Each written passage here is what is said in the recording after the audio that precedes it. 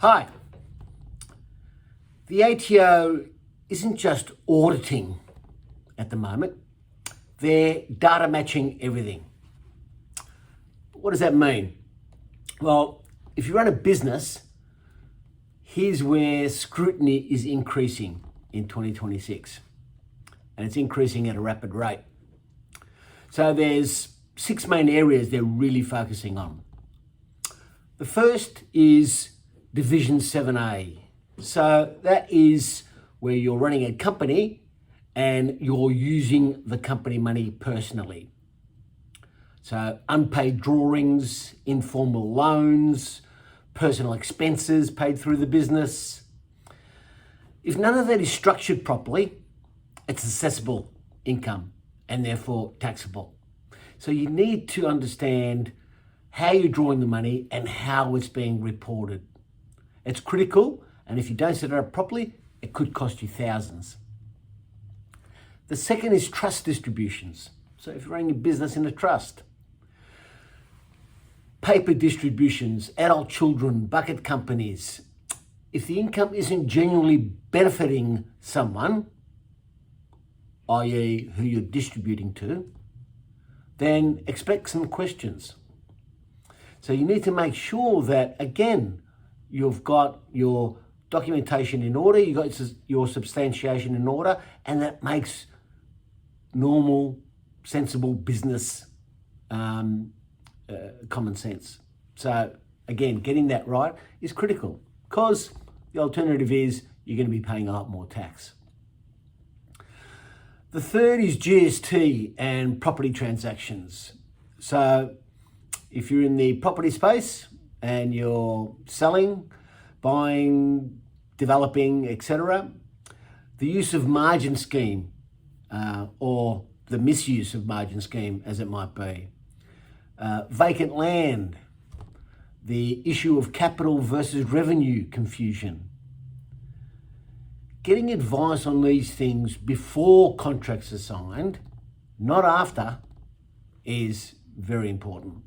You need to make sure that you understand what your tax implications are going to be before you start. That's part of a financial feasibility. I mean, you might know what a sale price is and what a cost is and what, maybe any development cost might be, etc. But the tax implications on how you're set up, particularly in the use of margin scheme, is very important. It's a powerful tool, but if you get it wrong, it can cost you dearly. The other area is payroll and superannuation. So late super is still one of the biggest triggers. And the ATO generally find out, and they can find out in various means. Sometimes it's directly from the employee, who may or may not be disgruntled, or it can be via your accounts. So making sure that you're on top of your payroll and super obligations is very important. Single Touch Payroll gives the ATO real visibility. From 1 July, we're going to have Payday Super. That's going to be another increased visibility for the ATO. So get on top of this. Understand your commitments. Get your cash flow right, because it's going to be very, very important. CGT, small business concessions. So, again, a powerful but heavily reviewed area. So if you're selling or restructuring business, then eligibility to these concessions must be watertight. You must be able to tick all the boxes that you need to. So understanding them is important. And the final area is lifestyle v profit mismatches. So low profits, strong personal spending, they don't quite compute. And the ATO knows about these things, and at some point in time, they will potentially knock on a door. So if you're not declaring income at a level which substantiates your personal spending, then they're going to essentially ask where the money's coming from. So again, making sure everything's in order is very important. So there's a common theme there, and the common theme is most ATO issues don't come from aggressive tax planning.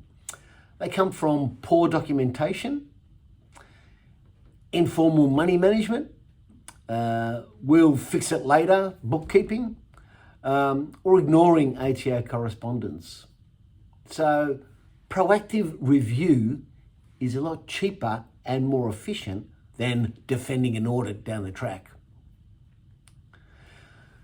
So if you're a little bit unsure and you'd like a quick compliance health risk check review, then please reach out. Obviously, managing people's tax, accounting, business affairs is what we do. And we want to make sure that there are no skeletons in your closet that could come and bite you on the backside. We're here to support, and that's what we're passionate about. Hope you found this useful.